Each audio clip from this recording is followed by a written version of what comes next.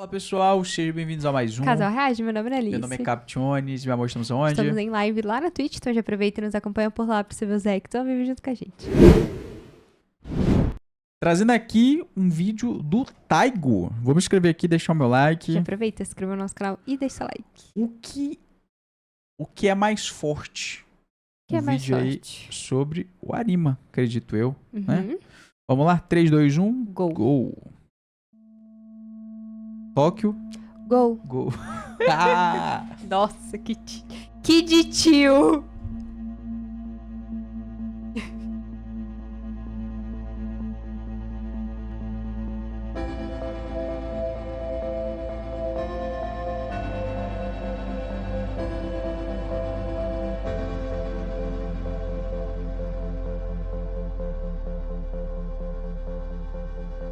O estereótipo do mais forte prolifera consigo ideais de esperança e paz. Entretanto, ao mesmo tempo podem haver ressignificamentos indo mais em direção ao terror e o caos na ficção. É fato que o tema O Mais Forte se tornou algo que mais e mais pessoas pensam com afinco sobre, e hoje eu decidi criar um quadro aqui no canal onde vamos estar passando para conversar sobre as distintas formas que existem para representar o personagem mais forte de cada universo. O de hoje é de longe um dos meus favoritos nesse assunto e eu espero que vocês curtam o vídeo. O roteiro dele foi a primeira coisa que eu decidi fazer em 2025, então eu tratei de fazer com esmero e muito capricho. Em Tokyo Ghoul, temos sendo estabelecido de maneira clara para nós a questão do que exatamente é errado. No mundo onde o caçador é caça e o inverso também se faz verdade, somos forçados desde cedo na história a criar uma espécie de antipatia pelas discriminações e injustiças ocasionadas contra os Ghouls. A primeiro ver, elas fazem total sentido. Olhando da perspectiva mais humana pro tema, matar pessoas é simplesmente errado, né? Só que, quando paramos de olhar dessa forma humana, que é tão egoísta e sempre arrogante, sempre se pondo como centro do universo, sempre sendo os caçadores, sempre adquirindo mais espaços para si e de forma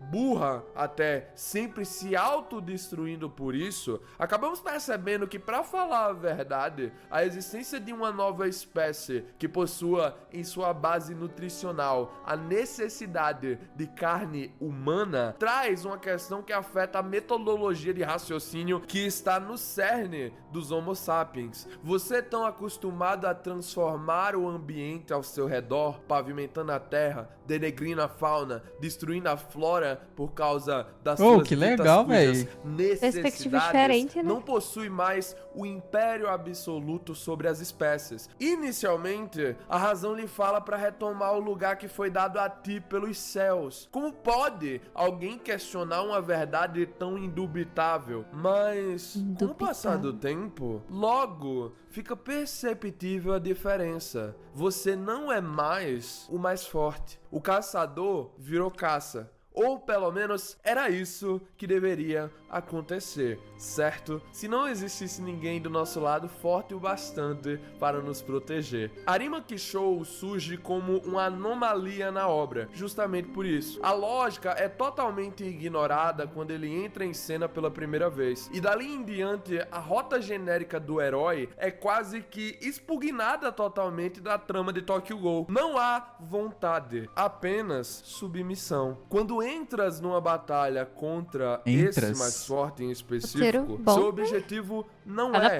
derrotá-lo, e sim conseguir de alguma maneira inimaginável criar uma possibilidade de fuga. A derrota não é uma dúvida, e sim um fato. Pelo menos foi isso que todos que ficaram vivos para falar nos contaram. Por outro lado, o seu algoz, Ken Kaneki, o protagonista da história, passa por uma metamorfose muito interessante ao longo dela. E por estarmos acompanhando ela através de seus olhos, é que fica tão clara a maneira como tudo é realmente sobre ponto de vista no final das contas. Ao olhar da humanidade, Ghouls não têm direito à vida. Ao olhar dos Ghouls, eles apenas estão tentando ter uma. Mas e ao olhar de quem não pode ser dito nem como um e nem como outro? Alguém que é os dois, literalmente. O que seria errado? O que seria certo? Essas questões fazem Kaneki se perder em diversos monólogos internos. E essa busca pela verdade, a sua pelo menos, faz com que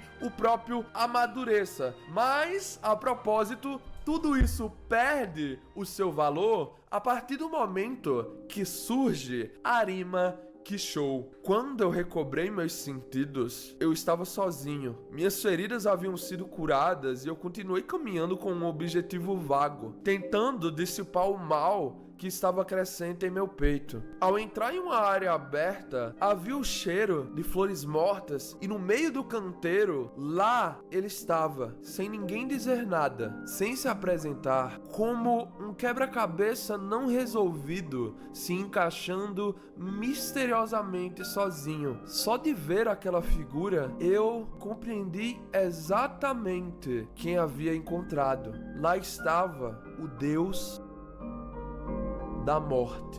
Caralho.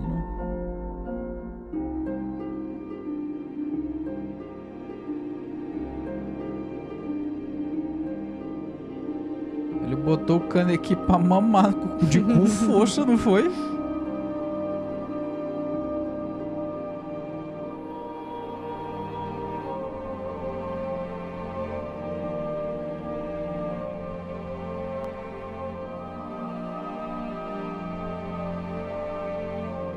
Nossa. O mundo de Kaneki, a partir desse momento, é virado de ponta cabeça. E quando eu digo isso, eu falo literalmente. Sua última aparição na parte primária da obra, né, é exatamente assim.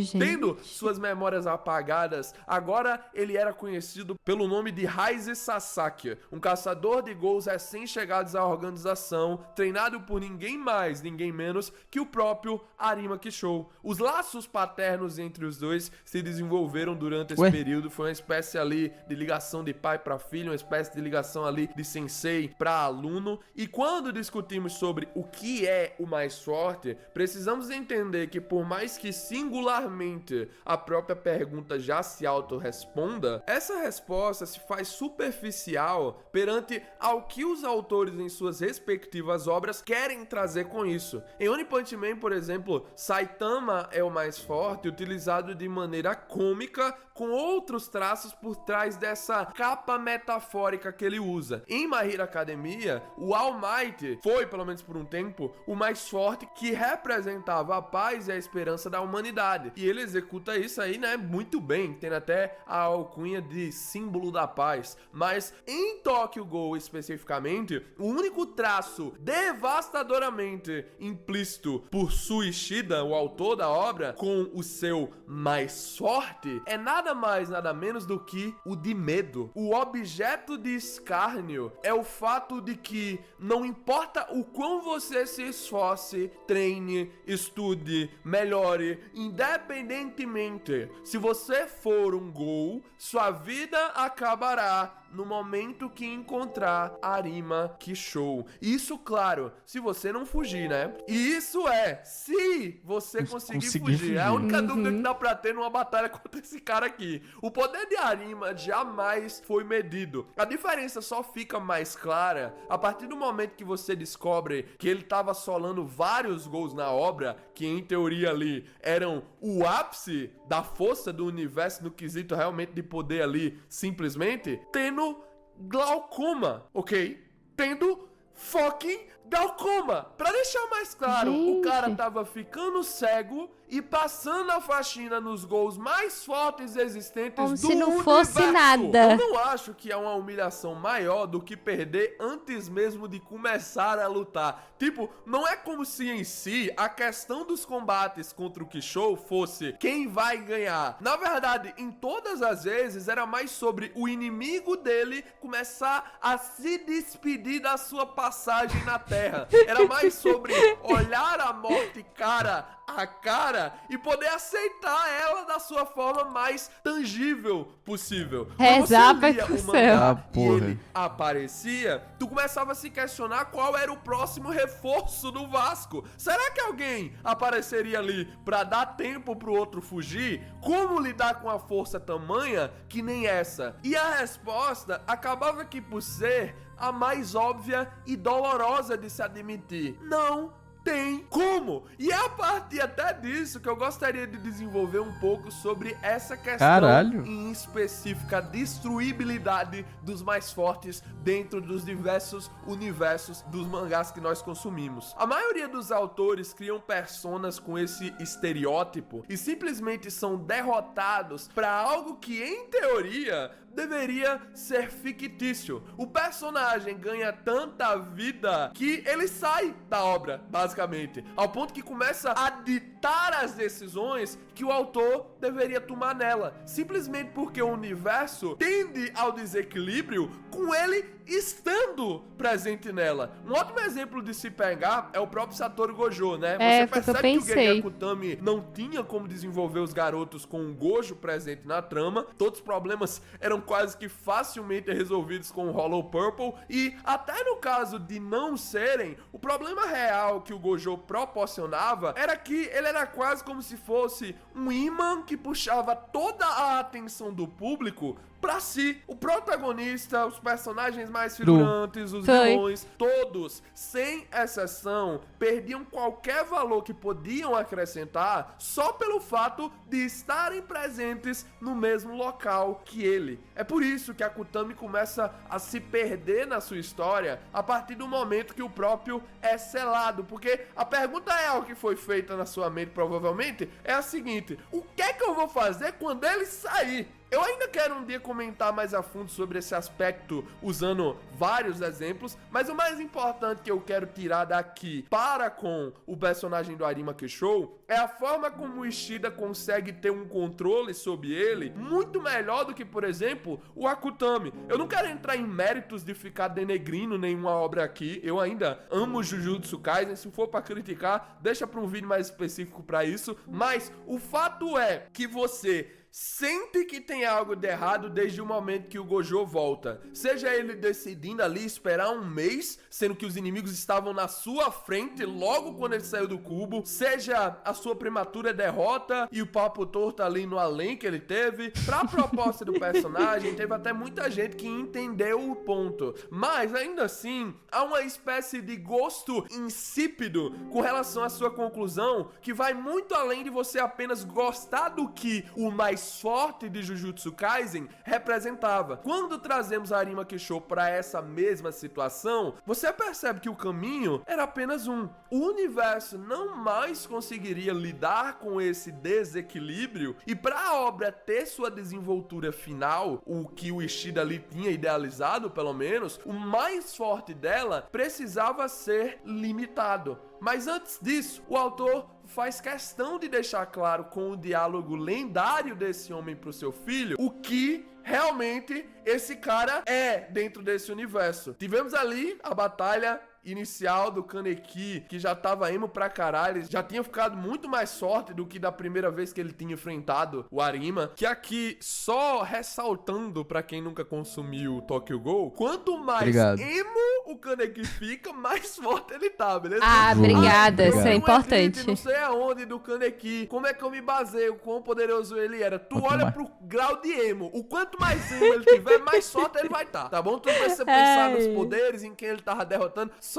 olha pro design. Se o personagem tiver mais emo, ele tá mais forte. Em Tokyo Ghoul é assim que funciona a distribuição de poderes. Gostei, protagonistas. gostei. Ainda se criava Mais um simples. questionamento, será que agora não dá pra derrotar? Será que agora ele não pode infligir alguns cortes, pelo menos? E cara, esse é o diálogo. Se liga, 645 vezes. 645 vezes eu poderia ter o ferido fatalmente. 645. 645 vezes que eu decidi não fazer isso. Eu levaria 2 segundos pra matá-lo. Seus olhos são de um homem morto. Os mortos não podem me parar. Kaneki, estando nos dois lados da mesma moeda, questionava a si mesmo se queria matar aquele homem que, por mais que nunca tivesse entendido, tinha sentido que era seu pai. Ele queria proteger os Gous que lhe fizeram tão bem por uma parte ali da sua vida, mas na sua frente não estava exatamente um inimigo. Kishou era seu sensei, alguém cujo qual ele queria estar ao lado, um verdadeiro amigo. Kaneki ou Sasaki, naquela hora ele era realmente um pouco dos dois, só faltou virar o próprio Ishida pra tentar derrotar esse homem com a força do roteiro. Mas aqui, a mesma coisa que aconteceu com Jujutsu se repetiu, com a única diferença de que o autor já tinha aceitado que, de fato, esse era o caminho a se seguir e preparou a conclusão do mais forte de uma maneira muito mais planejada. Eu não sei dizer se é melhor, vai depender realmente da opinião de cada um. Ele já ia mas ficar cego, Arima né? Kishou sim. enxergava em Kaneki algo que ia muito além de apenas um jovem promissor que ele queria trazer ao seu lado para juntos exterminarem os Gous todos da humanidade. Arima queria que ele, alguém humano, mas também Gou, pudesse realizar o seu desejo, unir ambas raças. Legal. No final das contas, a força extrema de Arima foi explicada. Kishou também era metade humano, metade Gou, com a diferença de que ele era um outro tipo de híbrido. Nós vemos então uma cena Nossa. totalmente fora da linha temporal que estávamos acompanhando até esse momento. Legal. Num passado distante, uma borboleta sobrevoava o jardim e Kishou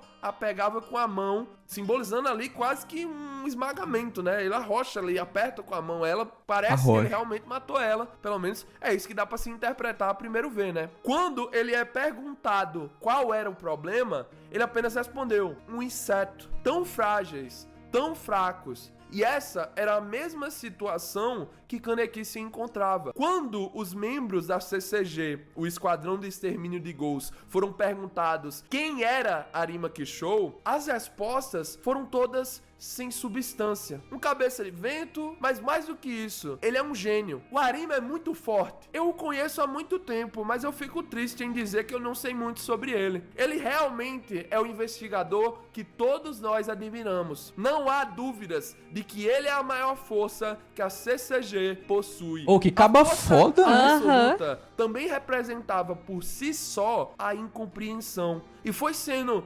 incompreendido, até mesmo pelo seu próprio filho, que Arima tentava de toda maneira evocar o mais forte dentro de Kaneki. Depois de derrotá-lo, dar uma surra realmente absurda, chega até a ser engraçado, pô, porque tu olha ali na obra, não, agora vai, pá, perdeu. Não, mas agora vai, pá, perdeu novamente. Kaneki, mesmo não entendendo isso completamente, despertou. Ele aceitou quem ele era. E mais do que isso, desejou ficar vivo com todas as células do seu ser. E pela primeira vez em toda a história, o mais forte sorriu. Ele não precisava mais se preocupar. Isso é um sorriso? Sua vontade Acho que tinha é um sido sorriso. realizada. E por isso, ao perder, porque sim, ele perde, ele continuou tentando evocar no Kaneki algum tipo de ataque que o fizesse matá-lo. Só que Sasaki não conseguia fazer isso com seu sensei, com seu pai. Ele perguntou então: você também não tem intenção de me matar? E o Kaneki respondeu: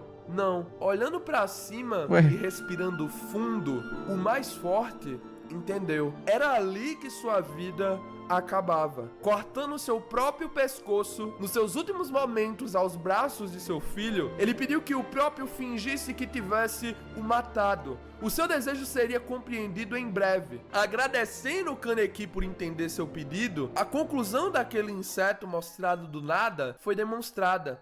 Arima apenas o segurou e depois o libertou. Ele não tinha o esmagado. Sendo honesto, ele sempre odiou isso. Ele sempre odiou a si mesmo por sempre ter roubado dos Caramba. outros, ter tirado Ô, que dos personagem demais. foda, Pela primeira velho. Aham, vez, que o mais desenvolvimento forte tinha legal. sido capaz de, em vez de tirar, deixar algo. E enquanto a lágrima descia, o narrador fazia um dos mais lindos comentários que eu já li, cara. Aquele que desejava a morte mais do que qualquer um era o próprio ceifador. Com um último suspiro, Nossa. a voz de Kaneki ecoava de forma magoada pelo lugar da batalha. Eu acho tão interessante a forma como o mais forte é modelado em Tokyo Caralho, Ghoul, cara. Que legal. ao mesmo tempo que ele parece ser esse ser sem emoções, distante, frio, quase que imaculado, né? Um cara realmente intocável pela maioria das pessoas que estão ao seu redor. Ele é aquele que mais sofre com o seu próprio destino. Se o humano não quer ser caçado, o Ghoul não quer tomar culpa por apenas estar tentando sobreviver, Arima Kishou apenas rejeitava dentro de si a sua existência como um todo. Ele não queria desde o princípio ser ele, criado para matar e forçado a executar milhares e milhares de vezes o mesmo processo, tirar vida dos outros. Uma pergunta que pode ser levantada Independente é o da porquê raça. ele não matou quem o dava ordens, né? Assim ele poderia simplesmente estar livre desse seu futuro indesejado. Só que, para todos que levantem essa pergunta, eu os faço outra. O que é liberdade para você? É não ser mandado por ninguém? É poder fazer o que quiser? É não ter nada que lhe prenda? Eu não sei qual será a sua resposta, a conclusão que você chegará com isso, mas a que Arima chegou é a de que os problemas da sociedade não se resolvem eliminando um grupo. Matando Exterminar a pessoas. Ogiri ou exterminar a CCG não resolverá a mazela em si de forma totalitária, já que sempre haverá outro Ghoul com intenções maléficas, ou outro humano disposto a eliminar esse Ghoul nessa situação. A conclusão que o mais forte chegou é que você precisa inicialmente plantar para poder colher. Você precisa inicialmente acreditar para poder uma mudança ver. É através da confiança que Arima Kishou deixa o seu legado. É através de acreditar num futuro melhor que ele morre satisfeito por saber que o Kaneki conseguirá concluir aquilo que ele sempre quis. Afinal das contas, o que seria o mais forte sem a existência do mais fraco para ser protegido? A liberdade é uma mentira fajuta, vendida para criar uma falsa paz. Às vezes as pessoas vão comprar ela através de políticos, através de amigos, família ou até através de seus amores. Só que no fim, por mais que não percebam, a única pessoa realmente culpada é a que adquire essa verdade pra si, a que tenta fugir de toda maneira de algo que ela luta pra não validar em toda a sua existência. Só que, por mais que fujam, por mais que encubram, por mais que mascarem, todas elas estão presas ao que elas mais temem no final do dia, elas mesmas. Arima Kishou é o mais forte, não só por sua força implacável, mas também por ter acreditado que ela não era um fim, apenas um meio. O que ele queria não era algo, e sim alguém. Alguém que ele pudesse entregar o cruel fardo de ser quem tira e quem também dá. O assassino e o progenitor. O mestre e o aluno. O pai e o filho. Nossa. Que roteiro bom, velho! Que vídeo bom. Que vídeo bom. O pai e o filho. Pô, e eu nunca ouvi falar sobre esse personagem. E que desenvolvimento foda. Nossa, e a forma como o Taigo ele conseguiu trazer isso foi melhor ainda, sabe? Sim, nossa, ele foi nos envolvendo, tipo, foi realmente desenvolvendo aos poucos, fazendo a gente refletir. Nossa, ficou sensacional. Trouxe outros olhos pra mim do anime. E é muito foda porque ele trouxe essa reflexão, esse entendimento sobre o mais forte, usando outras obras como exemplo, sobre algo que deu certo e sobre algo que teoricamente deu errado ali, que é com o Gojo, né? Que, tipo, sobre como que alguém derrota uma pessoa que é mais forte, sobre motivações, sobre objetivos, sobre ser o mais forte, não ser o fim. Ele não quer ser o mais forte, é só um meio pra ele conseguir atingir aquilo que ele queria. Caralho, velho, que roteiro lindo, que vídeo foda. Caramba. E Ficou ainda do mais ele sensacional. mete as piadinhas no meio. Sim. É mais emo. Quanto mais emo, é mais forte, entendeu? O poder dele tá no máximo se ele tiver emo. Se tu vê o Edith, que ele tá bem emo, então. Tá bem emo mesmo, ele tá muito pica ali. Muito Pô, mas bom, é velho. isso. Comenta aqui o que você achou do vídeo. Porra, deixa aí seu feedback. Deixa indicações aqui também de outros vídeos que a gente pode estar trazendo. Se inscreva no nosso canal se você não for inscrito. Até o próximo vídeo. Tchau, tchau.